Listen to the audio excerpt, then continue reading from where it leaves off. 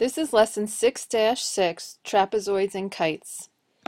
A trapezoid is a quadrilateral with exactly one pair of parallel sides. So remember, quadrilateral means it has four sides, and we just studied all the parallelograms and the special parallelograms. A trapezoid is not a parallelogram because it has only one set of parallel sides. So if you can see here, the top and the bottom are parallel, but the two legs are not. So the parallel sides of the trapezoid are called bases. In this picture they're on the top and the bottom, but they don't have to be. But the bases are going to be the parallel sides. The non-parallel sides are going to be called legs. Okay, so we have the leg on the right and the left. They are not parallel to each other. And the two angles that share a base are called base angles. So we have base angles here in the bottom left and the bottom right. And then we have base angles in the top right and the top left. Okay, so that's a trapezoid. It's a quadrilateral with exactly one pair of parallel sides, and these are all the parts. The bases are the parallel sides, the legs are not parallel, and the base angles, they share a base. So this base is shared by these angles on the left and the right. Most of the trapezoids that we're going to be working with are isosceles trapezoids. Just like in an isosceles triangle, the two sides are congruent, an isosceles trapezoid is a trapezoid with the legs that are congruent. So this is a picture right here of an isosceles trapezoid. I know it's a trapezoid because it's showing me that BC and AD are parallel to each other. And those would be called the bases. Now the legs are the non-parallel sides. A, B, and C, D are the legs, and in this case they're congruent to each other. Okay, so that's an isosceles trapezoid, a trapezoid with legs that are congruent.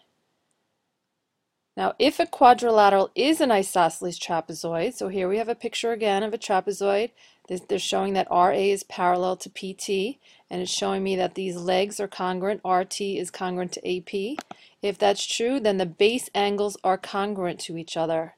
So in this case, angle T and angle P are base angles. They'll be congruent to each other. So the bottom base angles are congruent, and angle R and angle A is congruent, and the top base angles are congruent to each other. So angle T is congruent to angle P, and angle R is congruent to angle A. Okay, and that's true for an isosceles trapezoid only, not for the regular trapezoid. That's why we're pretty much just going to study the isosceles trapezoids. If a quadrilateral is an isosceles trapezoid, then the diagonals are going to be congruent to each other. So again, I know it's a trapezoid because I'm showing you that BC and AD are parallel to each other.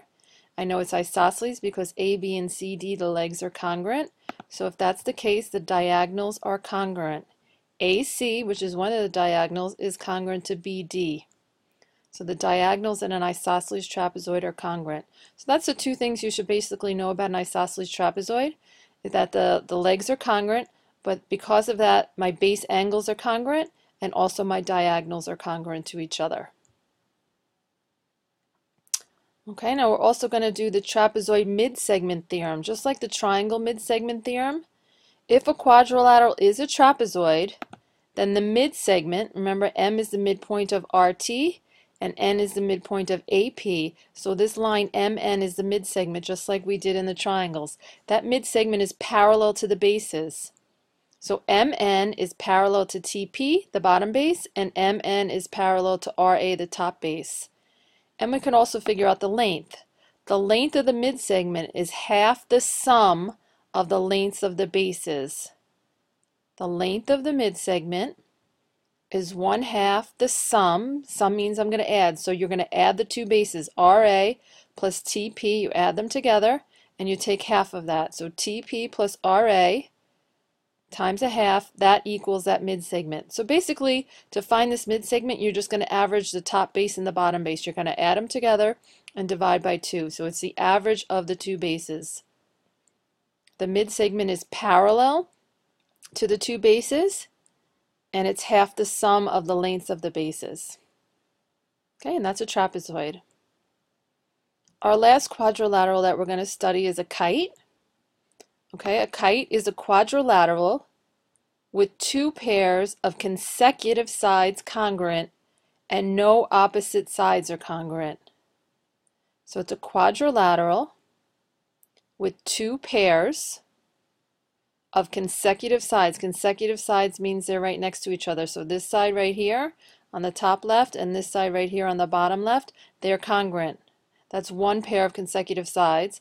And then the top right, this side right here, is congruent to the bottom right. That's a second pair of consecutive sides. So my consecutive sides are congruent. Two pairs of consecutive sides are congruent, and no opposite sides are congruent. Okay, the opposite sides are not going to be congruent to each other. If a quadrilateral is a kite, one of the things that we know about it is that the diagonals are perpendicular. So ABCD is a kite. I know that because AB is congruent to AD and BC is congruent to CD. So I have two pairs of consecutive sides are congruent. And the diagonals AC and BD will be perpendicular to each other. So a kite has perpendicular diagonals just like the rhombus and the square does. So AC is perpendicular to BD. Okay, and then that's it for today. You're just going to fill out your summary sheet and see if there are any questions that you want to ask. And we're going to practice the isosceles trapezoid, the mid-segment theorem for trapezoid, and the kites tomorrow.